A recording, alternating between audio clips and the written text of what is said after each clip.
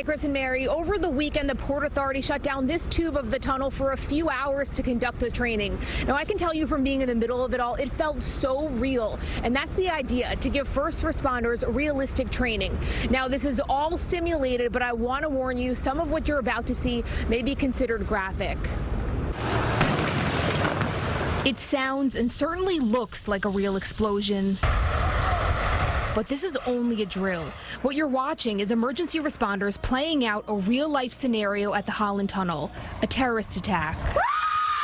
Any day, any hour, this could happen. One way the Port Authority and its partners prepare for that scary reality is through emergency response exercises like this one, by testing plans already in place if a significant incident were to happen.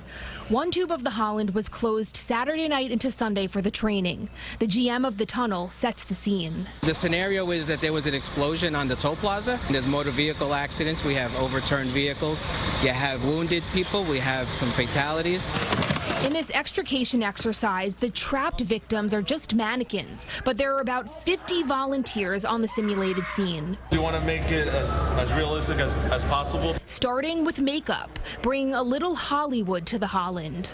We try to simulate the injury as much as possible for the drill. You can carry that over to a real-life scenario and use your training to assist the victims. All right, it's going to be fun. It's going to be fun.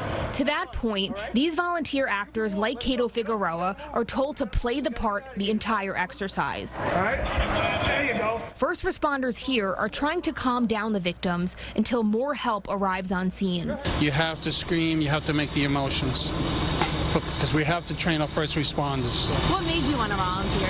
I wanted to give back to the community. I'm a survivor from 9/11. He's made it his mission to help others through volunteer work with United Rescue Jersey City and other community organizations. You never know when the next thing can happen. I'd rather be helping somebody than not. Let's go.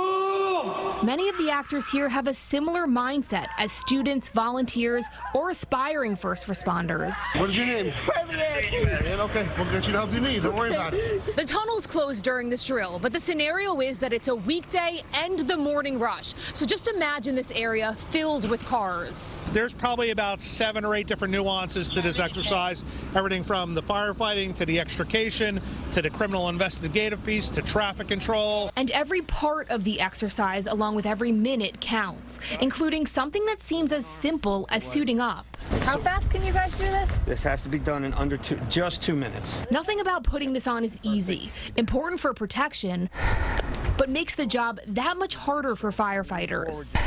Tops out at around 60 pounds. And what happens when the gear comes off, the simulated scene is cleared, and the smoke settles here? We'll review the data from the exercise, modify plans if we need it, anything to make the response that much better.